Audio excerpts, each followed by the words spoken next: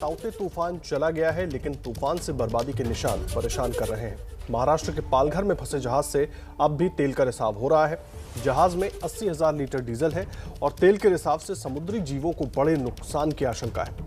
जहाज जिस वडराई जगह पर के तट पर फंसा हुआ है वो समुद्र का पथरीला इलाका है। जहाज के कई टुकड़े समुद्र में बहते हुए भी नजर आ रहे हैं। ताउते तूफान की वजह से जहाज अलीबाग और पालघर में वडराई बीच के पास चट्टानों से टकरा गया था। 12 दिन से जहाज उसी जगह पर है। हालांकि कोस्ट गार्ड के मुताबिक स्थिति नियंत्रण में है।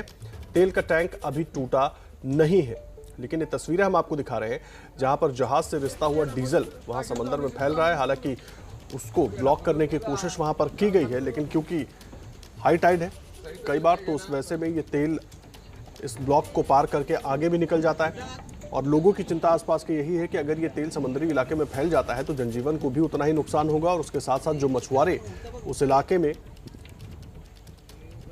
अपना रोजगार कमाते हैं, मछली पालने का काम करते हैं, वहां से मछली मारकर वो बेचते हैं, उनके लिए दिक्कत हो जाएगी, उनके रोजगार पर संकट खड़ा हो जाएगा। 12 दिन से करीब ये जहाज फंसा हुआ है और आपको याद होगा P305 जो जहाज को रेस्क्यू से लोगों को रेस्क्यू किया गया था, जो कि पूरी तरह डूब गया, उसके साथ ही ये गैल का इंस्ट्रक्टर भी था और यही वहां से बहता हुआ पहुंच गया वडराई बीच पर और वहां चट्टानों से टकराकर वहीं पर अटक गया ये जहाज। अब इसमें से तेल का रिसाव भी हो रहा है और 80,000 लीटर डीजल इस जहाज में है, जो कि एक बड़ा खतरा वहां की इकोसिस्टम के लिए भी बना हुआ है और जो लोग रोजगार कमाते हैं समंदर से वहां पर उनके लिए भी। गाल कंस्ट्रक्टर के उस छोर पर पहुंचे हैं जहां पर कर्मचारी रहते हैं और कामकाज करने के बाद वो आराम करते हैं। ये देखिए यहाँ पर असिस्टेंट बार्ज मास्टर का ये कमरा है, एडमिन का कमरा है और इस प्रकार से छोटे छोटे कमरे थे। इन कमरों में उनके सामान थे, लेकिन ताउते तूफान आने की वजह से सब सामान यहाँ पीछे छोड़कर वो लोग भागते नजर आए और फिर इंडियन नेवी उनके लिए देवदूत साबित हुई और उनको बचाकर लेकर गई। आप देखिए सामान कुछ रखे हुए हैं, कुछ खाने के लिए बिस्किट हैं और भाप लेने की मशीन रखी गई है, कुछ कपड़े पीछे छूटे हुए हैं और इस प्रकार की हालत में लोग काम कर रहे थे। हम आपको थोड़ा सा आगे भी लेकर चलते हैं और देखिए यहाँ इसी प्रकार के अलग अलग केबिन हैं। ये कमरे हैं, कुछ कमरे लॉक हैं, कुछ कमरे खुले हुए हैं और सभी के कपड़े छूटे हुए हैं, चाहे वो यूनिफॉर्म हो, चाहे घर पे पहनने वाले कपड़े हो। इस प्रकार के ये छोटे छोटे केबिन हैं और इस केबिन में इसी प्रकार से लोग अपना सामान, अपनी यादें छोड़कर जान बचाने के लिए भागे। तो इससे आप कल्पना कर सकते हैं कि आमतौर पर जब शिपिंग लाइन में काम करने वाले व्यक्ति अपनी जान बचाने के लिए जाते हैं तो सब कुछ पीछे छोड़ जाते हैं और उसकी तस्वीर यहाँ पर देखने को मिल रही है। आपको लेकर चलते हैं कि ताउते तूफान की वजह से इस गाल कंस्ट्रक्टर पर कितना ज़्यादा नुकसान हुआ, उसके डेक पर ले चलते हैं और वहाँ की तस्वीरें आपको दिखाते हैं।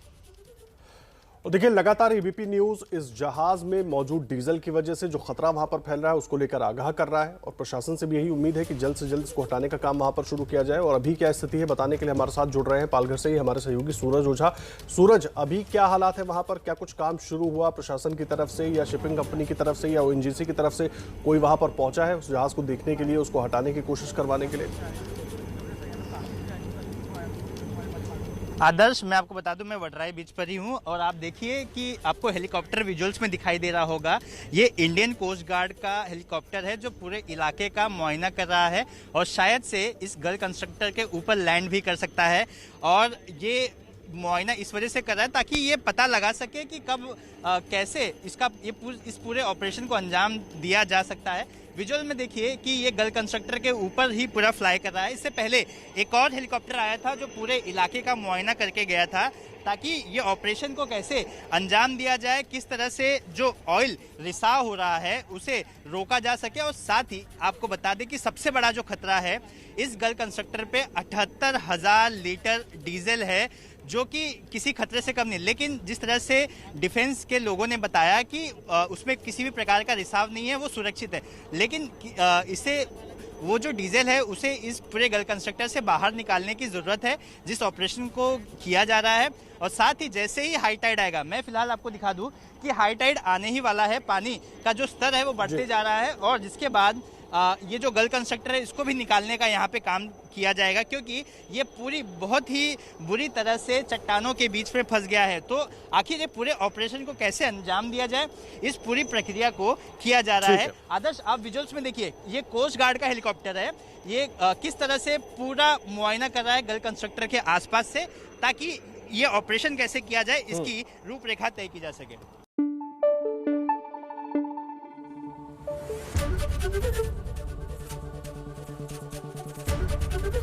एबीपी न्यूज आपको रखे आगे।